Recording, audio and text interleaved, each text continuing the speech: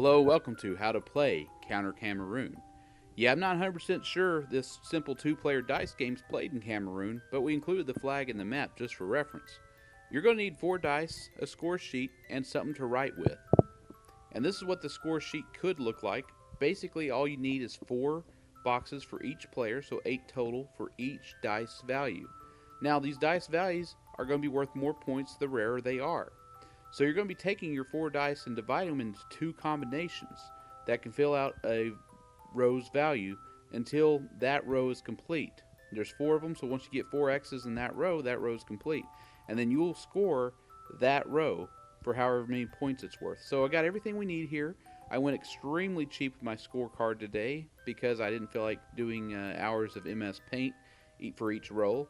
So this first roll, player 1 has the ability to take a 2, a 7, or a 4, or a 5, depending on those 4 possible combinations. He goes ahead and takes a 2 and a 7. Now it's player 2's turn. He has then divided the dice up into 2 combinations. He got a 10 and a 5, or a 9 and a 6. His choice. So he's going to continue on like that until somebody gets enough rows completed that they score enough points, which is 32 or more, to end the game. The game ends after somebody scores more than 32 because then it becomes impossible to come back. So this is an extremely simple dice game. You're probably going to be wondering why I even did this video because, hey, you could have read the rules. Well, the reason I do the video is because a lot of people aren't going to search for the ideas and they want somebody to at least show them what the ideas are. They're going to be brainstorming for games to play with their kids on a rainy day or some cold winter night. Who knows?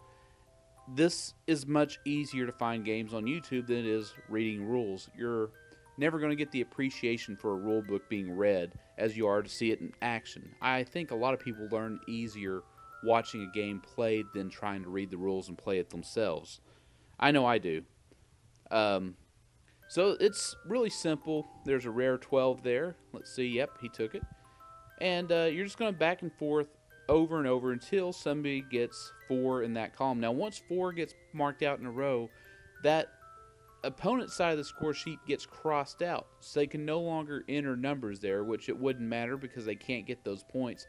So if you can't enter a number in a row, your points get skipped, or your turn gets skipped. If you can't, out of the 4 possible combinations, enter 1 anywhere on your sheet, it's like you get skipped. It's a pretty simple concept, real easy to learn.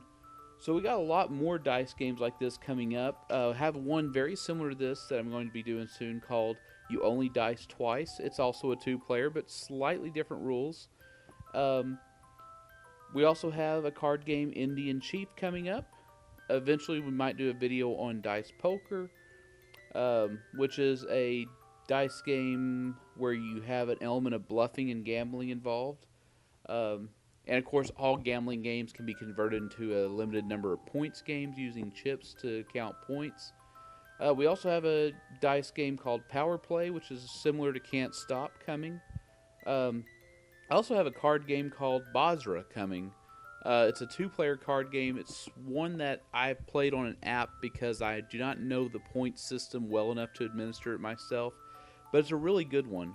We also have another Gem Rummy game, Gem Rummy deck game called Gems. It's going to be a trick taker with a bidding process, and you're not going to be using the primary suits but the secondary suits on the gem deck. And then we're also going to have a Yanav played with the gem deck using the stash rule and the Queen's Diamond rule as a meld for shedding purposes. So it should be pretty interesting. A lot of stuff on the list. Also bought a game from the creator of Gem Rummy. He has another game coming out. I bought it, just waiting for it to get in the mail, called Tomodaka. And it's basically a bunch of poker chips. And it's a 2-player, 3-player game. I think I saw a video of him playing it 2-player. I'm going to be doing a video on it as well. That's coming very soon. And I'm starting to run out of ideas, and I'm starting to play games for the first time I've never played before. This was one of them, but it's pretty easy. Indian Chief's going to be a little bit more complex. Basra is going to be a lot more complex as far as the things you have to remember to administer. And we got some other game. I think we have a Yahtzee game called Crag. It's a it's a 3 dice game with only one reroll, um, and it's a pretty good game. And we're also probably going to be doing a video on a Yahtzee that allows you to use the entire score sheet. That doesn't get played very often, but I'm going to show you. So now the game is won. Somebody has scored more than 32 points. The fourth 12 has been decided, and the game immediately ends. Player with the most points wins. In this case, it was player 2. So, like always, if you want to meet up for cards, come to our Reddit page, our card game meetups, and post your city, post what games you want to play or what games you know. If you're willing to learn, if you're willing to teach, let's get together, let's play some card games. And if you like this video, please consider subscribing and definitely give it a like. And if you know of any games that you want me to demonstrate, please leave a comment.